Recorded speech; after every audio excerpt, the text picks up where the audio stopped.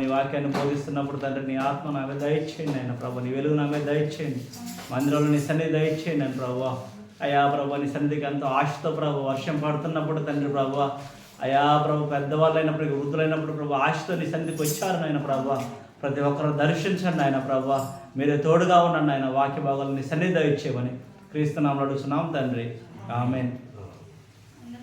అందరూ వందనాలు. చిన్న వాక్యం ఏం చెప్పుకుందాం, పెద్దవాళ్ళు కాబట్టి మీకు అర్థమయ్యే విధంగా ఒక కథ రూపంలోనే చెబుతా. ఎక్కువసేపు కూడా ఏం చెప్పను, మా అంటే ఒక 15 నిమిషాలు, 15 నుంచి 20 నిమిషాలు. ఎక్కువసేపు అయినా పెద్దవాళ్ళు వాళ్ళు కూర్చోలేరు, నిలవలేరు, వాళ్ళు అర్థం చేసుకున్నా. అవునా కదా భాగ్యం గారు? ఎక్కువసేపు కాళ్ళు పట్టేస్తుంటే 15 నుంచి 20 నిమిషాలు ఓకేనమ్మా. 15 నిమిషాల నుంచి 20 నిమిషాలు. ఒక సీరియల్ అర్ధగంట వస్తుంది టీవీలో, కానీ అంతకంటే తక్కువ టైం 15 నుంచి 20 నిమిషాలు. 20 నిమిషాలు చెబుతాం. వాక్యం కూడా వచ్చింది.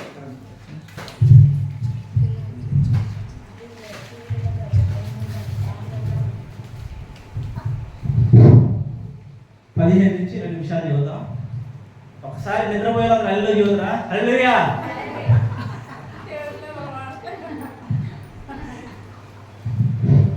ఓకే,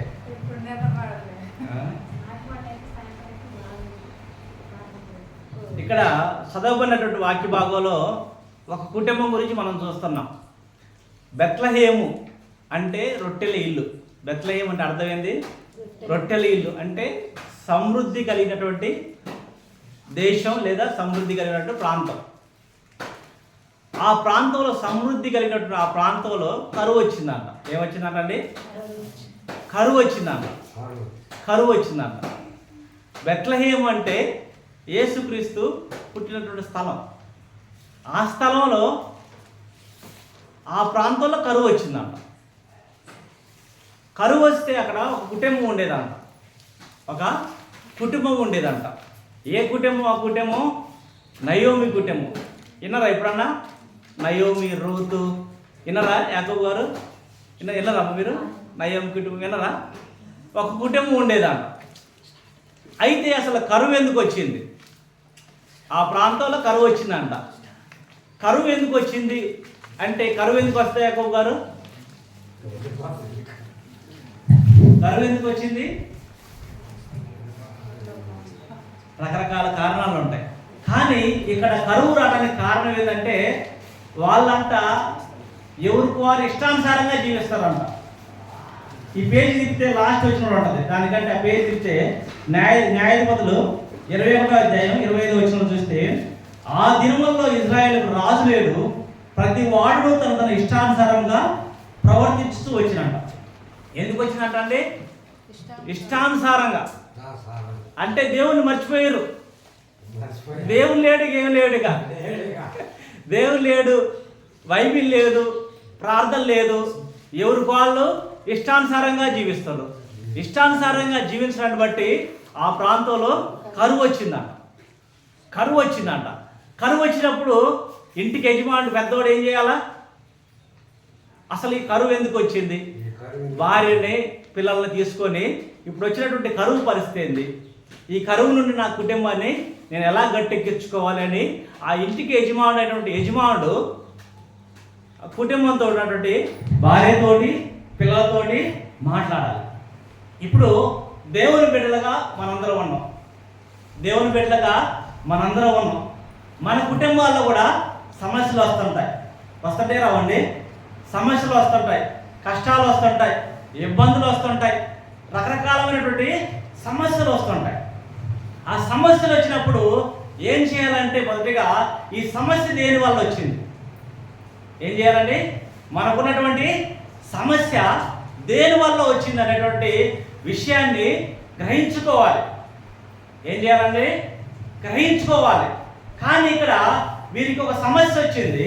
సమస్య వచ్చినప్పుడు ఏం చేసిరంటే, ఆ ఇంటికి యజమానుడు ఏమన్నంటే, ఇక్కడ వద్దు, ఈ ఊర్లో వద్దు, ఈ ప్రాంతంలో వద్దు, దూరంగా వెళ్ళిపోదాం అన్నాడు. ఏమన్నట్టండి?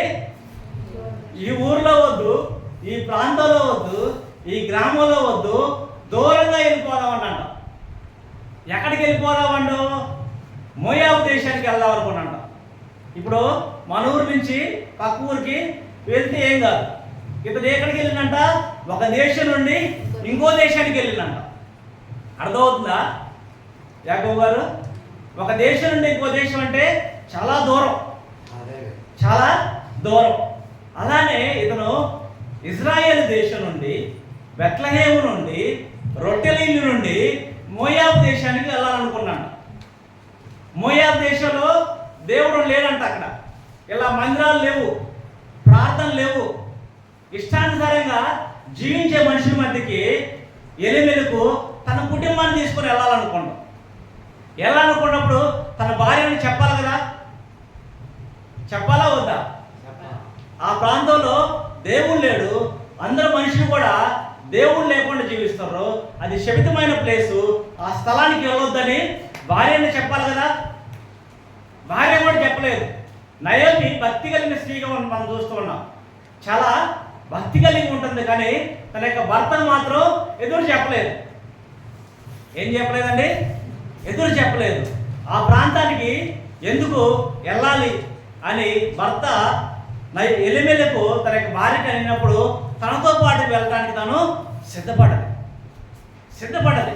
అంతేగాని మనకున్నటువంటి సమస్య ఏంది, మనకున్నటువంటి కష్టం ఏంది, మనకున్నటువంటి ఇబ్బంది ఏంది, ఈ ఇబ్బంది నుండి దూరంగా వెళ్దామన్నప్పుడు తన భార్య కూడా తనతో పాటు ఏకీభవించిందంట. మన కుటుంబంలో కూడా రకరకాలైనటువంటి సమస్యలు వస్తుంటాయి, ఇబ్బందులు వస్తుంటాయి. నా జీవితంలో కూడా వస్తూ ఉంటాయి, మన యొక్క జీవితాల్లో కూడా వస్తూ ఉంటాయి. ఆ శ్రమ ఎందుకు వస్తుంటుంది? శ్రమ ఎందుకు వస్తుంటుందండి యాకోబు గారు?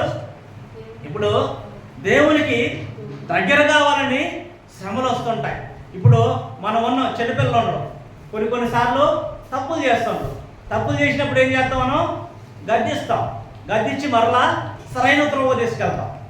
అలానే దేవునికి బిడ్డలుగా పిలువబడుతున్న మన యొక్క జీవితాల్లో కూడా శ్రమలు, కష్టాలు, ఇబ్బందులు వస్తాయి. ఇబ్బందులు వచ్చినప్పుడు అవి మనల్ని దేవునికి దగ్గరగా చేర్చాలి, కానీ దూరంగా అవ్వకూడదు. ఏమవ్వకూడదండి? దూరంగా పోకూడదు. మనకు వచ్చిన కష్టాన్ని బట్టి మనం దేవుని దగ్గరికే రావాలి. ఎందుకంటే మనం నమ్మే దేవుడు సృష్టికర్త. ఎవరండి? సృష్టికర్త. Is a creator. అంటే భూమిని సృష్టించిండు, ఆకాశాన్ని సృష్టించిండు. ఈ సమస్త మానవాళందరూ ఆయన మూలంగానే సృష్టించబడ్డాం. ఇప్పుడు ఆయన మూలంగా సృష్టించబడ్డాం. మన యొక్క జీవితాల్లో కష్టం వచ్చిందంటే ఎవరికి చెప్పుకోవాలా? దేవుడికి చెప్పుకోవాలి మొదటగా. అయ్యా, నా కుటుంబంలో ఏ విధంగా ఈ కష్టం వచ్చిందో నాకైతే లేదు, కానీ ఏ విధంగా ఇబ్బంది వచ్చిందో నాకైతే లేదు, కానీ నాకున్నటువంటి కష్టాన్ని చూడండి. మనం ఎవరికి చెప్పుకోవాలి? దేవుడి దగ్గర చెప్పుకోవాలి. వీరి యొక్క జీవితాల్లో, వీరి యొక్క కుటుంబాల్లో కష్టం వచ్చిందంట, ఇబ్బంది వచ్చిందంట. యజమానుడు ఏం చేస్తున్నాడంటే ఇక్కడ వద్దు అని దూరంగా తీసుకుని వెళ్తున్నాడు. అర్థమవుతుందండి? దూరంగా తీసుకుని వెళ్తున్నాడట. ఇప్పుడు ఒక కుటుంబంలో ఇద్దరు అన్నదమ్ములు ఉన్నారు. ఆ చిన్నవాడు ఏం చేసిందంటే చిన్న పడవ చేసుకుంటాం. చిన్నపిల్లలు పడవ చేసుకుంటారు, గుర్తుంటుందా? ఇలా కాలువలాగా వాగులాగా పారుతూ ఉన్నప్పుడు పడవలు చేసుకుంటాం, గుర్తుందా? పిల్లలు పడవలు చేసుకొని నీళ్ళు పారే నీళ్ళు ఉంటే వేస్తూ ఉంటారు. ఈ చిన్నోడు ఏం చేసిందంటే చిన్న పడవ చేసుకొని నీళ్ళలో వదిలితే కొద్ది నీళ్ళు కొద్ది దూరం పారుతున్నాయి. ఆ పడవ ఏం చేసిందంటే ఆ కుర్రవాడి దగ్గర నుంచి దూరంగా పోతూ ఉన్నాయి. ఆ చిన్నవాడు నేను పడవ చేసుకున్న దూరంగా పోతుందని ఆ చిన్నవాడు బాధపడుతున్నాడు. ఇది చూసినటువంటి వాళ్ళ అన్నయ్య వచ్చి ఏం చేసిందంటే కొన్ని రాళ్ళు తీసుకొచ్చి అవతలేస్తూ ఉన్నాడు. ఏం చేస్తూ ఉన్నాడు? వాళ్ళ అన్నయ్య అవతలేస్తూ ఉన్నాడు. ఇప్పుడు ఈ తమ్ముడు ఏమనుకుంటాడు? అసలే నేను బాధగా ఉన్నా, నేను ఎంతో కష్టపడి చేసుకున్న పడవ అవతల కొట్టుకొని పోతుందని బాధగా ఉన్నా, మా అన్నయ్య ఏంది కాపాడాల్సింది పోయి రాళ్ళు వేస్తున్నాడు. ఈ తమ్ముడు బాధపడుతున్నాడు. ఇప్పుడు ఇతను ఏం చేస్తున్నాడు? ఆ పడవ ఉన్నటువంటి అవతలకి వేస్తున్నాడు, రాళ్ళు అవతలకి వేస్తున్నట్టు. ఆ పడవ ఏంది అవతలకి వేస్తే ఏమవుతుంది? మరలా కొట్టుకుని ఇటు సైడ్ వస్తుంది. మొదట్లో ఆ తమ్ముడికి అర్థం కాల. ఆ తర్వాత నెమ్మదిగా అతని దగ్గరికి వచ్చేసరికల్లా అర్థమైంది. ఏమిటంటే మా అన్నయ్య నా మంచి కోసమే చేశాడు అని ఆ తమ్ముడు సత్యాన్ని గ్రహించాడు. మన యొక్క జీవితాల్లో కూడా సమస్యలు చిన్నవి వస్తుంటాయి. ఆ ఆ సమస్యలో మన యొక్క జీవితంలో అది దేవుని దగ్గరగా చేయాలి, కానీ దూరం చేసే ప్రయత్నం చేస్తే అది మనకి ఎంతో నష్టాన్ని తీసుకొస్తుంది, కష్టాన్ని తీసుకొస్తుంది. అలాగే యోబు యొక్క జీవితంలో కూడా అనేకమైన శ్రమలు పొందాడు. దేవుని అనుకున్న తర్వాత బిడ్డలను కోల్పోయాడు, ఆస్తిని కోల్పోయాడు, తనకున్నటువంటి ప్రాపర్టీస్ అంతా పోయాయి. చివరికి తన యొక్క ప్రాణమే పోయే స్థితిలోకి యోబు వచ్చాడు. ఆయనను యోబు దేవుణ్ణి దూషించిందండి, దేవుణ్ణి దూషించాల.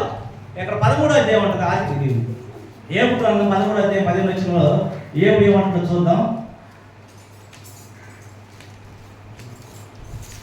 13వ అధ్యాయం 15వ వచనంలో, అన్ని కోల్పోయిన స్థితిలో ఇదిగో ఆయన నన్ను చంపినను నేను ఆయన కొరకు కనిపెట్టుచున్నాను. ఏమంటాడండి యాకోబు గారు అంటారా? యోబు ఏమంటాడు? బిడ్డలను కోల్పోయిండు, ఆస్తి పోయింది, ఉన్నటువంటి ప్రపంచం అంతా పోయింది, అన్ని పోయినా కూడా ఇక్కడ యోబు ఏమంటాడంటే ఆయన నన్ను చంపినను సరే ఆయన కొరకు నేను కనిపెట్టుకొనిచున్నాను అంటాడు. చూశారా యోబు ఎంత నీతిమంతుడో. ఏ తప్పు చేయనప్పటికీ తన యొక్క జీవితంలో కష్టాలు వచ్చినప్పుడు, శ్రమలు వచ్చినప్పుడు దేవుణ్ణి దూషించలేదు, దేవుణ్ణి హేళన చేయలేదు, దేవుని దగ్గర నుండి దూరం అవ్వలేదు. ఆఖరికి తన యొక్క భార్య కూడా ఇంకేం దేవుడు, మాయదారి దేవుడు అని దూషించు అన్నప్పుడు తన యొక్క భార్యను కూడా గద్దించిండు, కానీ దేవుణ్ణి మాత్రం విడిచిపెట్టల. మన యొక్క జీవితాల్లో కూడా కష్టం వచ్చినా, శ్రమ వచ్చినా, ఇబ్బంది వచ్చినా దేవుణ్ణి మాత్రం మన యొక్క జీవితాల్లో మనం విడిచిపెట్టడానికి వీల్లేదు. ఎలిమెలెకు జీవితంలో కష్టం వచ్చింది, ఇబ్బంది వచ్చింది, కరువు వచ్చినప్పుడు దేవుణ్ణి వదిలిపెట్టాడు, దేవుని సన్నిధిని వదిలిపెట్టాడు, ఎక్కడో దూర ప్రాంతానికి వెళ్ళాడు. ఆ ప్రాంతం చూడటానికి చాలా ఆకర్షణీయంగా ఉందంట. ఎలా ఉంది? చాలా ఆకర్షణీయంగా ఉందంట, చూడటానికి ముచ్చటగా ఉందంట. తన కుటుంబాన్ని బతికించుకుందామని ఎక్కడికో దేవుడు లేనటువంటి స్థలానికి వెళ్ళి కొంతకాలం ఉన్నాడు. కొంతకాలం తర్వాత ఆ కుటుంబంలో ఉన్నటువంటి ఆ యజమానుడు కూడా చనిపోయిందంట. ఎందుకు వెళ్ళిండు? కుటుంబాన్ని బ్రతికించుకుందామని వెళ్ళిండు. ఎక్కడి నుంచి వెళ్ళిండు? దేవుడు ఉన్నటువంటి స్థలం నుండి ఎక్కడికి వెళ్ళిండు? దేవుడు లేనటువంటి స్థలానికి వెళ్ళాడు. స్థలానికి వెళ్ళి కుటుంబాన్ని బతికించుకుందామని చివరికి తనే పోయాడు. పోయిన తర్వాత తన భార్య గ్రహించాలి కదా, గ్రహించాలా వద్దండి? మరి యొక్క భార్య గ్రహించాలిగా, గ్రహించలేదు. ఇప్పుడు బ్రతుకుదామని వచ్చినటువంటి కుటుంబం ఇంటి పెద్ద దిక్కుని కోల్పోయిన తర్వాత తను ఈ స్థలంలో దేవుడు లేడే, ఇక్కడ ఆరాధన జరగట్లేదే, ఆదివారం మందిరం లేదే, మరి ఇక్కడ ఉంటే కష్టమని తన యొక్క భార్యన్న గ్రహింపు కలిగి ఉండాలి. గ్రహింపు కలిగి ఉండి దేవుడు ఉన్నటువంటి స్థలానికి తను రాలేదు. రాకుండా ఏం చేసిందంటే తన ఇద్దరు బిడ్డలకు కూడా పెళ్లి చేసింది. ఏం చేసిందండి? ఇద్దరు బిడ్డలకి పెళ్లి చేసింది. ఎవరి నుంచి పెళ్లి చేసింది? అన్యుల నుంచి పెళ్లి చేసిందమ్మ. ఎవరి నుంచి పెళ్లి చేసిందంటే అన్యులు అంటే దేవుడు తెలియనటువంటి వాటి నుంచి పెళ్లి చేసిందమ్మ. ఆల్రెడీ ఒక సమస్యలో వచ్చారు, ఇంటి పెద్ద దిక్కును కోల్పోయారు, మరలా కొంతకాలం అక్కడే ఉన్నారు. ఉన్న తర్వాత వాళ్ళకి స్పష్టంగా తెలుసు దేవుని బిడ్డలు ఎవరిని చేసుకోవాలంటే పెళ్ళి అమ్మా దేవుని బిడ్డలనే చేసుకోవాలి. దేవుని బిడ్డలు కాకుండా ఆస్తి ఎక్కువ వస్తుందనో, డబ్బులు ఎక్కువ వస్తున్నాయో, బాగా అందంగా ఉందని చేసుకుంటే ఏమైంది? మన యొక్క బిడ్డలు కూడా కలిసిపోతారు. ఏమవుతారండి? కలిసిపోతారు. ఇక్కడ తన యొక్క బిడ్డలకు కూడా అన్ని స్త్రీలు ఇచ్చి పెళ్లి చేసింది. పెళ్లి చేసిన ఎంతకాలమైనా గర్భఫలం లేదు. ఏమి లేదండి? గర్భఫలం లేదు. అసలే దేవుని చిత్తానికి వ్యతిరేకంగా వెళ్తారు, భర్తను కోల్పోయారు. ఆ తర్వాత చాలా కాలం అవుతుంది పెళ్లి చేసి, బిడ్డలకు కూడా గర్భఫలం లేదు. ఆ తర్వాత తన యొక్క నయోమి గ్రహించాల్సింది, మన యొక్క సొంత ప్రాంతానికి వెళ్దాం, దేవుడు ఉన్న స్థలానికి వెళ్దామని తను గ్రహించాల్సింది. అలా కూడా గ్రహించలేదు. ఆ తర్వాత పెద్దవాడు చనిపోయినాడు. ఆ తర్వాత ఎవరు చనిపోయారు? పెద్ద కొడుకు చనిపోయినాడు. అప్పటికైనా గ్రహించాల్సింది, ఈ స్థలంలో దేవుడు లేడు, ఇక్కడ విగ్రహారాధన జరుగుతుంది, దేవుడు అంటే ఇష్టం లేని మనుషుల మధ్య జీవించడం వల్ల నా కుటుంబం మీదకి దేవుని యొక్క శాపం వస్తుందని గ్రహించాల్సింది. అప్పటికీ గ్రహించాల. ఆ తర్వాత చిన్న కొడుకు కూడా చనిపోయినాడు. ఎవరు చనిపోయినాడండి?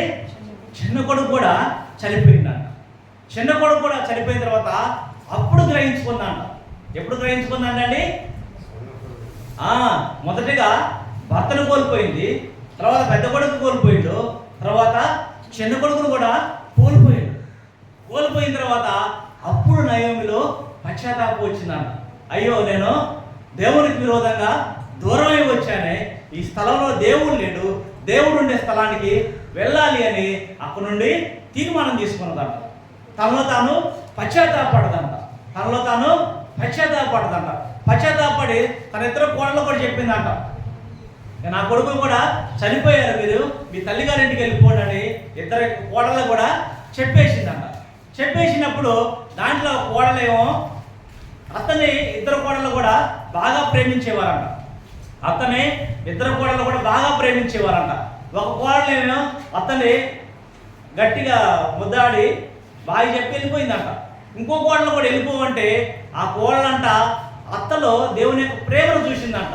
అత్త, నిన్ను ఈ స్థితిలో నేను వదిలిపెట్టి ఉండలేను, నువ్వు ఏ దేవుణ్ణి అయితే నమ్ముకుంటున్నావో ఆ దేవుణ్ణి నేను నమ్ముకుంటా, నీ జనమే నా జనము, నీ దేవుడే నా దేవుడు అని చెప్పి అత్తని పట్టుకుని ఎక్కడికి వచ్చిరంట అండి? మరలా బెత్లెహేంకి వచ్చిరంట. ఇప్పుడు ఆ ఊర్లో గ్రామస్తులు అందరూ కూడా అడుగుతున్నారు, ఏమైంది నయోమి, ఏమైంది అని అడుగుతున్నప్పుడు, అయ్యో నేను ఎంతో తప్పు చేశానని తన యొక్క స్థితిని ఒప్పుకున్నది. దేవుని దగ్గరకు వచ్చి, నేను దేవునికి విరోధంగా జీవించి నా యొక్క జీవితంలో, నా యొక్క కుటుంబంలో ఏమీ చేయలేను, పైపెచ్చు నా కుటుంబాన్ని అందరూ కూడా కోల్పోయారని బాధపడుతూ దేవుని దగ్గర మొరపెడుతూ ఉన్నదంట. ఏ స్థితిలో? అన్నీ కోల్పోయినటువంటి స్థితిలో. అన్నీ కోల్పోయిన స్థితిలో తన యొక్క తప్పును తెలుసుకొని పశ్చాత్తాపడి మరలా దేవుని యొక్క కనికరం కావాలని దేవుని దగ్గర వేడుకుంటూ ఉన్నదంట. మరి ఎవరన్నా దేవుని దగ్గరకు వచ్చి తమ యొక్క స్థితిగతులు చెప్పుకున్నారు అనుకో. ఇప్పుడు యాకోబు గారు కొన్ని అలవాట్లు, ప్రభువా నాకు ఈ అలవాట్లు ఉన్నాయి, ఈ అలవాటు నుండి నన్ను క్షమించండి, దేవుడికి క్షమించరండి అమ్మ, క్షమించడా? మనం ఎన్ని తప్పులు చేసినప్పటికీ, ఎంత ఘోరమైన పాపంలో జీవిస్తున్నప్పటికీ దేవుని దగ్గరకు వచ్చి పశ్చాత్తాపడితే దేవుడు ఖచ్చితంగా క్షమిస్తాడు. తన కుటుంబంలో మోడుబారిపోయింది తన యొక్క కుటుంబం. ఇక తన కుటుంబం ఫలిస్తుందని ఆశలు లేవు, కానీ దేవుడి దగ్గరకు వచ్చింది, దేవుణ్ణి వెతికినప్పుడు తన యొక్క జీవితంలో గొప్ప అద్భుత కార్యాలు దేవుడు చేశాడంట. ఆ తర్వాత తన తోడుగా వచ్చినటువంటి రూత్కి ఆ యొక్క గ్రామంలో ఒక వ్యక్తి ఆ యొక్క రూత్ని వివాహం చేసుకుని ఆయన ద్వారా యెషయా జన్మించిండు. ఆయన యొక్క కుమారుడు దావీదు జన్మించిండు. దావీదు వంశంలోనే యేసుక్రీస్తు జన్మించిందంట. అర్థమవుతుందండి? వాళ్ళ యొక్క కుటుంబంలోనే యేసు ప్రభు జన్మించిందంట. ఎటువంటి వారు? మోడు పారిపోయినటువంటి జీవితం జీవించినటువంటి వారు. అంటే దీని ద్వారా మనం ఏం గ్రహించుకోవాలంటే, మనం ఎంత తప్పు చేసినప్పటికీ, పాపం చేసినప్పటికీ, ఎటువంటి స్థితిలో ఉన్నప్పటికీ, ఏమి లేని స్థితిలో ఉన్నప్పటికీ దేవుని దగ్గరకు వచ్చి పశ్చాత్తాపడితే మన కుటుంబంలో కూడా దేవుడు ఉన్నతమైనటువంటి ఆలోచనలు కలిగి ఉంటాడు. ఆ తర్వాత నయోమి వృద్ధాప్యానికి వచ్చినప్పుడు ఆ యొక్క కొడుకు, ఆ యొక్క మనవడు తనని చూసుకున్నాడంట. ఒకప్పుడు అన్ని కోల్పోయింది, ఏమి లేని స్థితిలో జీవించింది, కానీ మరలా ప్రభు దగ్గరకు వచ్చి ప్రభు దగ్గర క్షమాపణ పొందుకున్నప్పుడు దేవుడు కనికరించి ఆ కుటుంబాన్ని మరలా కట్టుకున్నాడు. మన జీవితాల్లో కూడా మనం ఏం గ్రహించుకోవాలంటే, దేవుడు లేకుండా మనం ఏం కూడా సాధించలేము. అర్థమవుతుందమ్మా? మన యొక్క జీవితాల్లో దేవుడు లేకుండా ఏమి కూడా సాధించలేము. మనం ఏదో అనుకోవచ్చు, మన యొక్క సొంత తెలివితేటలు ఏదో చేద్దాం అనుకోవచ్చు, కానీ మనము ఏది కూడా చేయలేము. కష్టం వచ్చినా, ఇబ్బంది వచ్చినా, వ్యాధి వచ్చినా, ఆరోగ్యం వచ్చినా, అనారోగ్యం వచ్చినా, ఏదైనా సరే యోగులాగా మనం దేవుణ్ణి అంటిపెట్టుకుని ఉంటే, ఎప్పుడైతే మనం అలా అంటిపెట్టుకుని ఉంటామో మన యొక్క జీవితాల్లో దేవుని యొక్క ఆశీర్వాదాలు చూడగలుగుతాం, దేవుని యొక్క కాపుదలు చూడగలుగుతాం. అంతేగాని ఈరోజు చాలామంది జీవితాల్లో చిన్న కష్టం వచ్చిందని చాలు, చిన్న ఇబ్బంది వచ్చిందని చాలు దేవుణ్ణి తిడుతున్నారు, దేవుణ్ణి దూషిస్తున్నారు. దేవుణ్ణి దూషించి దూరం అయిపోయి చాలామంది కూడా ఇంకా నష్టాన్ని కూడా తెచ్చుకుంటారు. ఏం చేస్తున్నారండి? దేవునికి దూరమై ఇంకా నష్టాన్ని కొని తెచ్చుకుంటారో, ఇంకా ఇబ్బందులు కొని తెచ్చుకుంటారో వారి యొక్క జీవితాల్లో చూసినట్లయితే మరలా అన్ని కోల్పోయిన స్థితిలో ఉంటూ ఉన్నారు. ఈ నయోమి అన్ని కోల్పోయింది. అన్ని కోల్పోయిన స్థితిలో దేవుని దగ్గరికి వచ్చినప్పుడు, దేవుని దగ్గర పశ్చాత్తాపడినప్పుడు తరలా తన కుటుంబాన్ని దేవుడు కట్టాడు. మన కుటుంబాల్లో కూడా ఇప్పటికే దేవుల్లో ఉంటే సంతోషం, అంతేగాని శ్రమ వచ్చిందనో, ఇబ్బంది వచ్చిందనో, బాధ వచ్చిందనో దేవుని నుండి దూరం అయిపోతే ఇంకా ఎక్కువ కీడు వస్తుంది మన కుటుంబంలో. ఏమొస్తుందండి? ఇప్పుడున్న కీడు కంటే ఇంకా ఎక్కువ కీడు వస్తుంది. కష్టం వచ్చినా నష్టం వచ్చినా నా దేవుడే చూసుకుంటాడని దేవుడి మీద ఎవరైతే భారం వేసి ఉంటారో వారి యొక్క జీవితాల్లో దేవుడు అద్భుతమైనటువంటి కార్యాలు చేస్తాడు. అదేవిధంగా మనం ఒక్కరివే కాదు మందిరానికి రావడం, మనం ఒక్కరివే కాదు కానీ కుటుంబాలుగా దేవుని మందిరాలు రావాలి. ఒకవేళ ఏరే మందిరాలకు వెళ్ళే వాళ్ళైతే వెళ్ళండి, ఎక్కడికి వెళ్ళినా పర్లేదే. కానీ ఎక్కడికి వెళ్ళినా నేను ఒక్కదాన్నే మందిరానికి వెళ్ళడానికి వీల్లేదు, నా కుటుంబం కూడా దేవుని యొక్క మందిరానికి రావాలని మనం తీర్మానం తీసుకోవాలి. మన యొక్క బిడ్డల కోసం మనం ఏం చేయాలి? ప్రార్థన చేయాలి, ప్రార్థన చేయాలి. మన కుటుంబాల్లో చాలామంది లోకపు అలవాట్లతో పట్టి పీడించబడుతున్నారు, త్రాగుతున్నారు, ఇష్టానుసారంగా జీవిస్తున్నారు. ఇష్టానుసారంగా జీవించి సైతాన్ యొక్క ఉచ్చులో మనుషులందరూ కూడా పడిపోయి ఉన్నారు.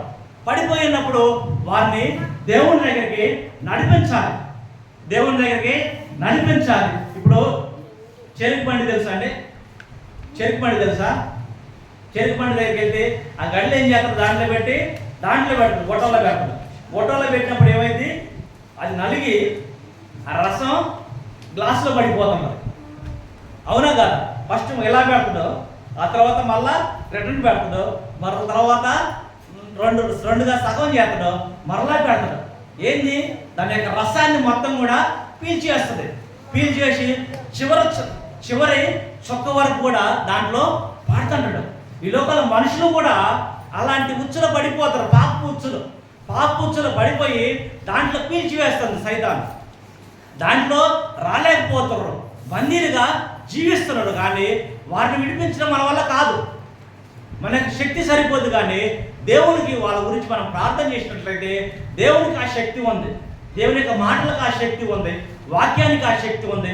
ఎవరైతే విశ్వాసంతో ప్రభువా నా కుటుంబాన్ని కట్టు ప్రభువా, నా కుటుంబాన్ని బాగు చేయి ప్రభువా, నా బిడ్డలను బాగు చేయి ప్రభు అని ఎవరైతే ప్రార్థన చేస్తారో అటు వారిని దేవుడు జ్ఞాపకం చేసుకుంటాడు. నయోమి కుటుంబం మోడుబారిపోయిన స్థితిలో ఉన్నది, మరలా దేవుని దగ్గరికి వచ్చింది.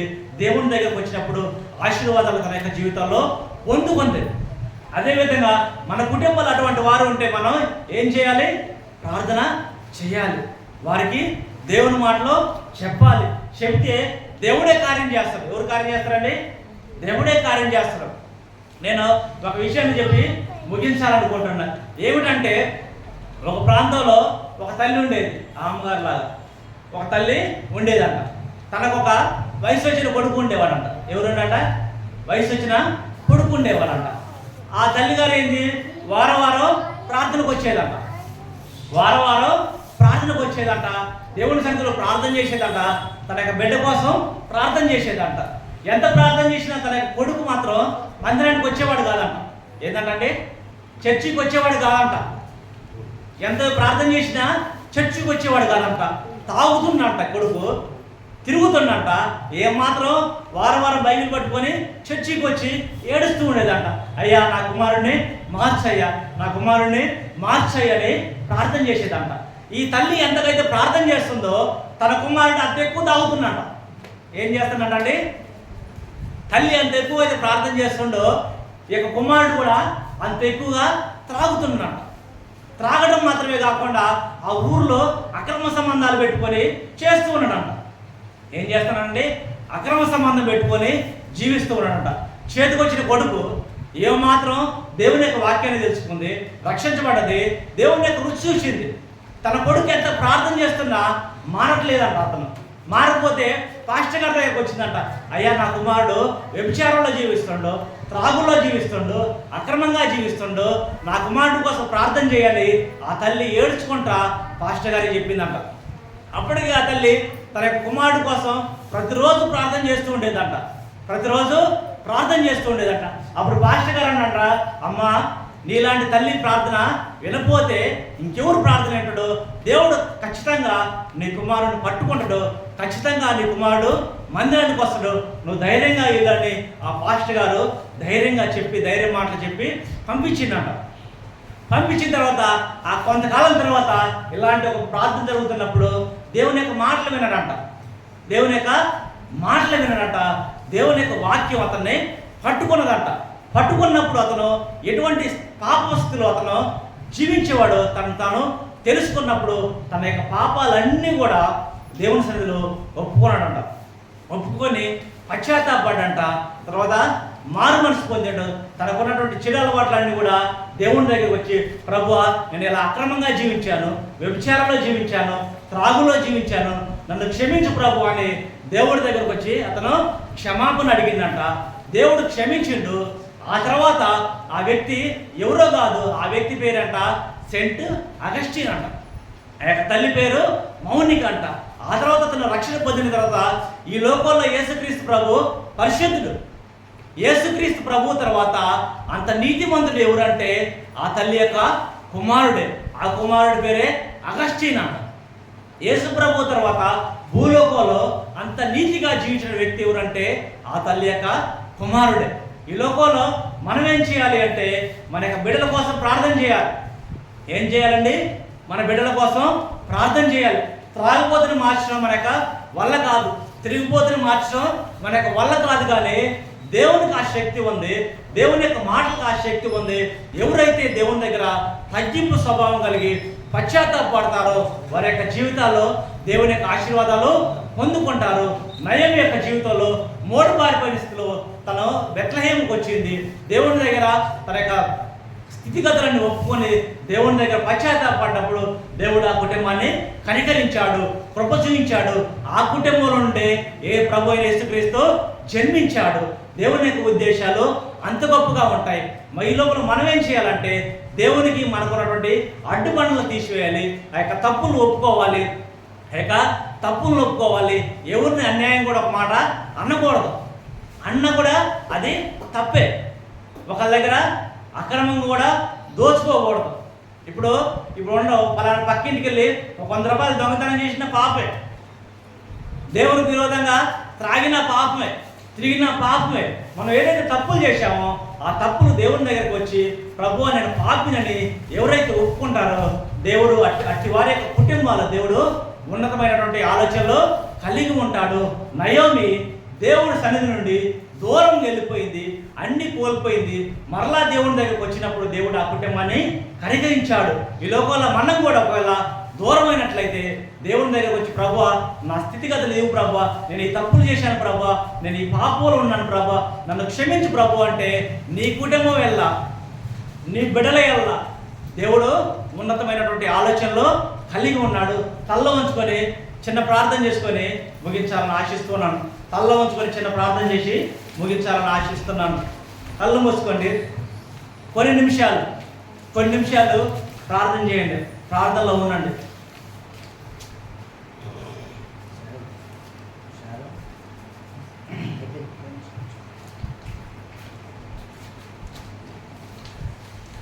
పరిశుద్ధ తండ్రి, నయోమి యొక్క జీవితాన్ని ప్రభువా మేము ఈ పరిశుద్ధ దినాన్ని ప్రపంచుకోవడానికి ఇచ్చిన సమయాన్ని బట్టి కొన్ని వందనాలు తండ్రి. అయా ప్రభువా నీవు లేకుండా ప్రభువా మా యొక్క జీవితాల్లో మా యొక్క కుటుంబాలు మేము ఏది కూడా సాధించలేము తండ్రి. అయా ప్రభా ఎలోబిలకు జీవితంలో ప్రభా శ్రమ వచ్చింది ప్రభువా, నిన్ను విడిచిపెట్టి దూరంగా వెళ్ళిపోయాడు తండ్రి ప్రభువా. అది కానీ ఏమీ ప్రభా సాధించలేకపోయాడు ప్రభువా. అనేక అనార్థాలు తన కుటుంబం మీద తెచ్చుకున్నాడు తండ్రి ప్రభువా. అలాగనే యోబు యొక్క జీవితంలో కూడా శ్రమ వచ్చింది కానీ ప్రభువా నిన్ను మాత్రం విడవలా ప్రభువా. యోబు కుటుంబాన్ని మీద ఆశీర్వదించారు, జ్ఞాపకం చేసుకున్నారు తండ్రి. కష్టం వచ్చినా, శ్రమ వచ్చినా, బాధ వచ్చినా, ఇబ్బంది వచ్చినా నిన్ను పట్టుకునే వరకు మనం చేయండి ఆయన ప్రభువా. అయా ప్రభువా మా బోడి వారిని మా జీవితాల్లో జ్ఞాపకం చేసుకోండి ఆయన ప్రభువా. అయా ప్రభువా పాపిని నన్ను క్షమించండి ఆయన, మమ్మల్ని క్షమించండి ఆయన. నీకు విరోధంగా ఎన్నో పాపాలు చేశాం తండ్రి. అయా ప్రభు ఎన్నో నీచమైన పనులు చేశాం తండ్రి, మమ్మల్ని క్షమించండి ఆయన ప్రభువా. అయా ప్రభు మీరే సహాయం చేయండి ఆయన ప్రభువా. ప్రార్థన చేయండి. నోరు తెరిచి ప్రభు దగ్గర ఏదన్నా ఒప్పుకోవాలన్నా, ఏదన్నా అవసరం ఉన్నా ప్రభుతో చెప్పుకోండి. అవును ప్రభువా అయా ప్రభు ఎన్నో పాపములు చేసి ప్రభు నీకు దూరమై ప్రభు నా కుటుంబంలో ఏమీ సాధించలేకపోయాను ప్రభు అన్న వాళ్ళంటే ప్రభుని అడగండి ప్రభు. నా కుటుంబాన్ని జ్ఞాపకం చేసుకోండి ఆయన, నా బిడ్డలను జ్ఞాపకం చేసుకోండి ఆయన ప్రభు, నాకున్న అవసరాలు జ్ఞాపకం చేసుకోండి ఆయన ప్రభు, నాకున్న అనారోగ్య సమస్యలు జ్ఞాపకం చేసుకోండి ప్రభు. ఒక్కసారి నా కుటుంబాన్ని చూడు ప్రభు అన్నప్పుడు ప్రభు ప్రార్థన చేస్తారా?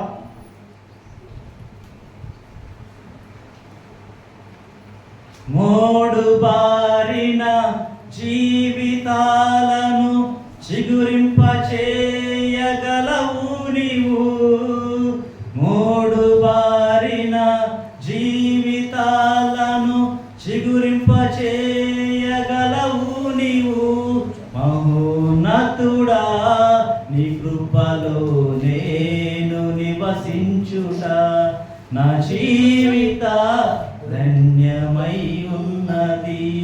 మహోన్నతుడా మహోన్నతుడా మహోన్నతుడా మహోన్నతుడా మహోన్నతుడా నీ కృపలోనే నివసించుట నా జీవిత ధన్యమై ఉన్నది. పరిశుద్ధ ప్రేమ తండ్రి ప్రభా, పెద్దబడినట్టు ఈ వాక్యాన్ని బట్టి నీకు వందనాలు తండ్రి ప్రభా. మా హృదయాల్లో ఫలింపచ్చు చేయండి ఆయన ప్రభా. అయా ప్రభా, మేము నయోమి వలె ప్రభా, మేము కూడా ప్రభా మా యొక్క జీవితాల్లో అనేకమైన తప్పులు చేశాం, పాపాలు చేశాం ప్రభా. మమ్మల్ని క్షమించండి ఆయన ప్రభా. అయా ప్రభా, మాకు మంచి కావదలా ఇచ్చేయండి ఆయన ప్రభా. మా కుటుంబం చుట్టూ నీ కావదలా ఇచ్చేయండి ఆయన ప్రభా. మేము చేస్తున్న పనులు దీవించండి ఆయన ప్రభా. మా బిడ్డల చుట్టూ నీ కావదలా ఇచ్చేయండి ఆయన ప్రభా. నీ కంచెన ఆటండి తండ్రి ప్రభా. ఈ వారం అంతా ప్రభా మా కుటుంబాల చుట్టూ ప్రభా, మా ప్రియుల చుట్టూ ప్రభా నీ సన్నిధి ఇచ్చేయండి ఆయన ప్రభా.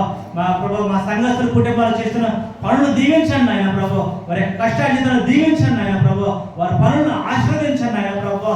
అయా ప్రభా, వారి కుటుంబాల ప్రభా నిన్ను పట్టుకునే వారిగా చేయమని అడుగుతున్న తండ్రి ప్రభా. మీరే సహాయం చేయండి, మీరే కృప చూపించండి ఆయన ప్రభా. నీ సన్నిధి ప్రాంతం ఉంచమని క్రీస్తు నామమున అడుగుచున్నాం తండ్రి, ఆమేన్. అందరికీ